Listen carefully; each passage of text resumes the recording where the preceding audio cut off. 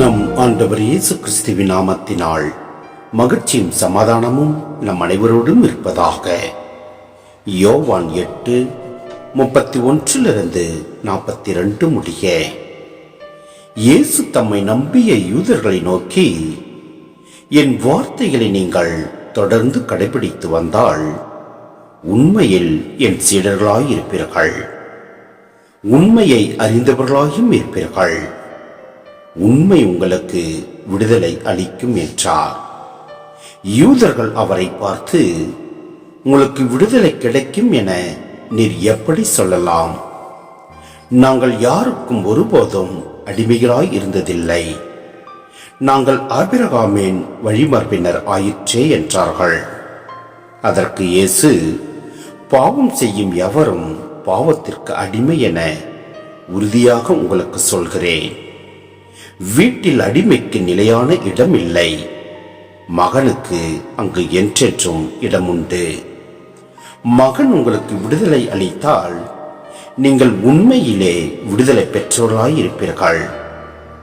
நீங்கள் ஆபிரகாமின் வழிமரபினர் என்பது எனக்கு தெரியும், ஆனால் என் வார்த்தை உங்கள் உள்ளத்தில் இடம் பெறாததால் நீங்கள் என்னை கொல்ல முயல்கிறீர்கள்.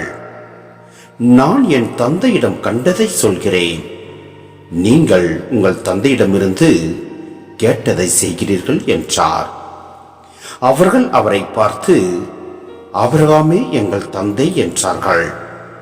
இயேசு அவர்களிடம், நீங்கள் ஆபிரகாமின் மக்கள் என்றால் அவரைப் போல செயல்படுவீர்கள்.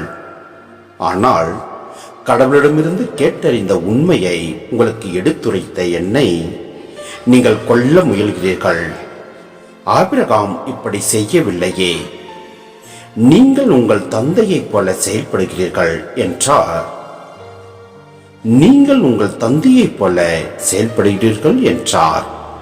அவர்கள், நாங்கள் பரந்தாமையால் பிறந்தவர்கள் அல்ல, எங்களுக்கு ஒரே தந்தை உண்டு, கடவுளே அவர் என்றார்கள். இயேசு அவர்களிடம் கூறியது, கடவுள் உங்கள் தந்தை எனில் நீங்கள் என் மேல் அன்பு கொள்வீர்கள். நான் கடவுளிடமிருந்தே இங்கு வந்துள்ளேன், நானாக வரவில்லை, அவரே என்னை அனுப்பினார். சிந்தனை. யூதர்கள் உறவுக்கு அடிப்படை பிறப்பே என கருதினர். ஆனால் இயேசு உறவின் உண்மையான அடிப்படை செயல்முறையே என எடுத்து காட்டுகிறார். ஆபிரகாமே எங்கள் தந்தை என யூதர்கள் பெருமையுடன் கூறுகின்றனர். அவர் அவர்களின் தந்தைதான்.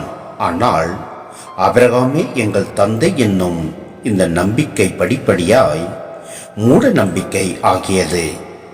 ஆபிரகாம் தங்கள் தந்தையாய் இருப்பதால் தாங்கள் எதையும் செய்யலாம் என இருமாப்பு கொண்டிருந்தனர் யூதர்கள்.